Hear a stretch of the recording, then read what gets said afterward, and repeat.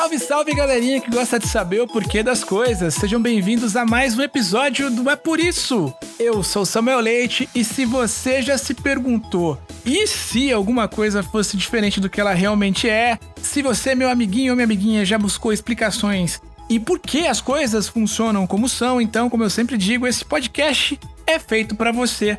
E no nosso É Por Isso de hoje, ele é uma homenagem especial ao Dia da Literatura Brasileira, que é comemorado no dia 1º de maio.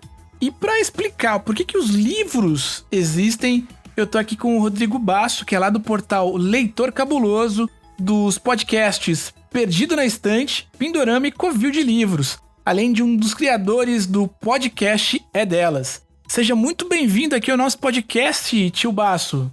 Ai, obrigado. Olá, pessoal, tudo bem? Obrigado, Samuel, por estar convidando eu para conversar aqui hoje com o pessoal e avisar um pouquinho sobre o que são os livros. Pois é, você viu que você ganhou o título de tio Basso aqui, hein? Eu vi, cara, fiquei assim, finalmente veio o reconhecimento. Isso, a alcunha de tio, você conquistou agora esse selo de qualidade afetiva. Ai, que demais. Para começar então o nosso papo, eu queria que você explicasse aqui para os nossos ouvintes, para as crianças que estão nos ouvindo agora, como é que os livros foram inventados? Olha, os livros foram inventados para a gente não ficar dependendo muito da nossa memória. Porque pensa que antes dos livros, as pessoas tinham que passar as histórias que elas conheciam, falar sobre o que tinha acontecido até então, contar não só histórias de vida, como histórias do que aconteceu com os familiares, com a cidade onde eles moravam, nos lugares. Isso ia passando, né, de uma forma assim, um contando pro outro. Só que a gente sabe que ficar contando um pro outro, às vezes um aumenta, às vezes um outro tira uma coisa, às vezes alguém esquece, às vezes a pessoa não sabe mais direito como aconteceu. Então a ideia dos livros foi de vir para ter um local que não, a gente vai registrar, vai deixar isso escrito em algum lugar, que aí a gente não vai mais esquecer o que aconteceu lá naquele local, com aquela pessoa e tudo mais. Registrar o conhecimento e as histórias, né? Sim, não deixar que as pessoas esqueçam o que aconteceu.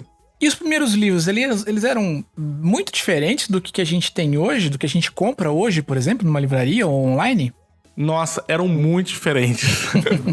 Você tinha lá antigamente, muito tempo atrás, o pessoal começou a registrar as primeiras coisas numas tábuas de argila. Sabe igual a telha que a gente tem em casa? Sim. Uma placa assim de barro, mais ou menos do tamanho de um caderninho pequeno, e as pessoas escreviam lá antes. Então não era papel, né? O pessoal escrevia numa tábua de argila, depois foram fazer as coisas com pegar pele de animal e esticar e deixar ela secar, e aí escrevia nelas.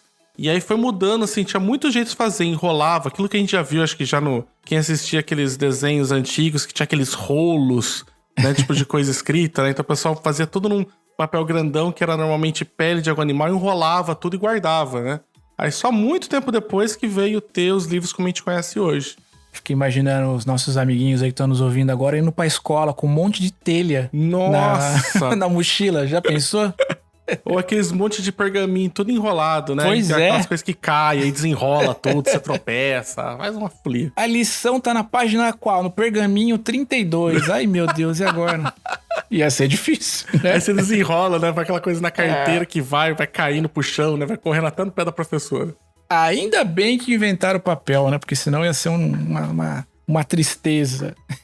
Sim. Hoje a gente tem uma enormidade de títulos, né? A gente costuma dizer que tem absolutamente muito de tudo hoje, né? Do ponto de vista de conhecimento registrado, nos livros, né? Nesses mecanismos para a gente poder dividir e absorver conhecimento. Por que existem tantos tipos de livros com assuntos tão diferentes? É porque existem muitas pessoas diferentes. A gente pensa daí que a primeira pessoa que quis colocar aquilo ali foi para não esquecer, quis escrever alguma coisa para não esquecer aquilo. Aí depois outra pessoa falou, puxa, mas eu posso também aproveitar e contar aquela história do que eu fiz nas férias aqui. Aí outro pega e fala assim, por que eu também não posso usar isso para deixar registrada aquela receita daquela minha avó para não esquecer como é que ela faz aquela macarronada? Aí outra pessoa fala assim, puxa vida, como é que eu vou saber a quantidade de, sei lá, gibis que eu tenho? Eu tenho que escrever isso em algum lugar, né? E aí eu acho que, como qualquer coisa, quando alguém começa a fazer, as pessoas começam a ter outros motivos, né? Pensar em outras coisas que podem fazer com aquilo ali. E aí, conforme isso foi tendo mais gente que sabia escrever, foi utilizando os livros para mais coisas. E no final a gente tem um monte de gente diferente escrevendo um monte de coisa diferente. Né? Por isso que a gente acabou tendo tantos livros diferentes assim. Como a gente já sabe, enfim, os livros são parte importante do nosso desenvolvimento, né? Não só das crianças, né, na escola, também dos adultos, enfim, dos jovens, quando querem absorver algum tipo de conhecimento que eles não têm, ou mesmo parar um tempo mesmo para poder se divertir com uma boa história, com uma história que vai te levar para outros mundos, outros caminhos, outros olhares imaginativos. E por que, então, na sua opinião, que o livro é tão importante assim? Nossa, eu não consigo imaginar como que seria o nosso mundo, sabe, sem os livros, como era antigamente. Porque é claro que a gente aprende muito ouvindo outras pessoas. Acho que muita gente aqui já aprendeu muito ouvindo o que a mamãe, que o papai conta, o que os colegas de escola contam, o que a professora fala. Mas o livro, ele te dá um jeito de você ir saber uma coisa por você mesmo. Você, olha, eu quero saber mais sobre dinossauros. Eu não preciso esperar que minha mãe me conte isso. Eu não preciso esperar que minha professora me conte isso. Eu posso ir lá, pegar um livro de dinossauros e pegar e aprender com ele. Perfeito. Então, eu acho que o livro te dá uma liberdade pra você, olha, eu quero saber muito sobre uma coisa. Eu adoro história de pirata, né? Mas, sei lá, a minha professora não sabe nenhuma história de pirata pra me contar. Mas eu posso ir até um livro que tem histórias de piratas, ler e aproveitar aquela história. Né? Então, acho que o livro, ele permite que a gente aprenda muitas coisas e conheça muitas coisas e veja muitas histórias sem precisar que outra pessoa conte pra gente, sem ficar esperando muito outra pessoa, né? Ele dá uma liberdade pra gente ir atrás daquilo que a gente quer. Sabe, então, eu tava pensando aqui, Rodrigo, nessa história de que a internet veio realmente transformar a nossa vida. Hoje em dia a gente consegue ter acesso a tudo num clique, né? E a gente começou, a partir desses meios novos de divulgação de informação, começou a também ter acesso a culturas, a conhecimento e a conteúdos de outros lugares do mundo. Então hoje é muito fácil a gente poder ler um conteúdo escrito, por exemplo, por um autor, sei lá, na China, né? Desde que ele tenha eventualmente produzido um conteúdo para um idioma que você domine, que você consiga entender. Por que, mesmo tendo essa oportunidade, tendo esse planeta disponível pra gente, é importante que o nosso amiguinho aqui no Brasil, os meninos e meninas que estão nos ouvindo agora, também acompanhe leitores e autores brasileiros? Porque a gente vai estar sabendo um pouco mais da gente. Quando a gente tem histórias do local onde a gente tá, né, do país, seja cidade, país, estado, mas principalmente aqui o país que a gente tá, a gente consegue aprender um pouquinho mais como é a vida aqui de gente que é mais parecida com a gente. Eu posso ler uma história de alguém que tá morando nos Estados Unidos, mas as coisas que eles assistem lá, as coisas que eles vivem lá, são muito diferentes daqui.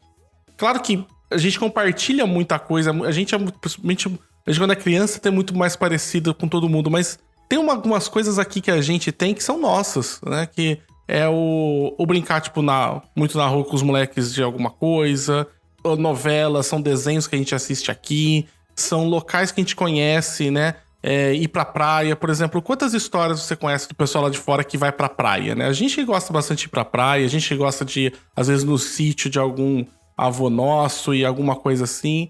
E lá vai ser mais difícil encontrar esse tipo de história porque não é as mesmas coisas que eles têm lá. Então, quando a gente lê gente mais daqui do Brasil, pessoas que, né, tipo, mulheres e homens que escreveram aqui no Brasil, a gente consegue saber um pouquinho mais como é que são as histórias do nosso povo, do nosso país, de como é que são outras pessoas que moram ou perto ou longe da gente, mas que têm algumas coisas mais parecidas. Então a gente acaba aprendendo um pouquinho mais a nossa própria história quando a gente lê os autores e as autoras aqui do Brasil. Muito bem, Rodrigo. Agora a pergunta derradeira, que é aquela pergunta que a gente faz para todos os nossos especialistas convidados, né? A gente sempre explica, porque o nosso podcast é, no final do dia, um exercício de imaginação. A gente acaba colocando aqui cenários hipotéticos, coisas que saem da cabeça das crianças, enfim. E é inevitável pensar, com base nesse mundo hipotético, num universo, num planeta, num mundo, numa situação, né, onde não existissem livros. Como é que você acha? Pois é. Meu Deus. Pensou que tava fácil aqui o negócio, né? Como é que você acha que seria esse mundo, tio Rodrigo? Um mundo sem nenhum livro.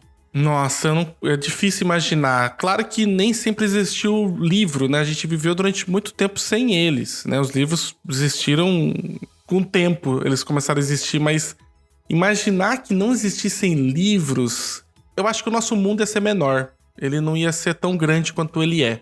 Porque sem livros a gente ia ter que ficar nas memórias das pessoas para contar aquilo que aconteceu. Então a gente ia ficar só sabendo das coisas desde que gente perto da gente soubesse, né, e nos contasse. Então a gente nunca ia ficar sabendo de histórias que aconteceram muito longe ou que aconteceram há muito tempo atrás.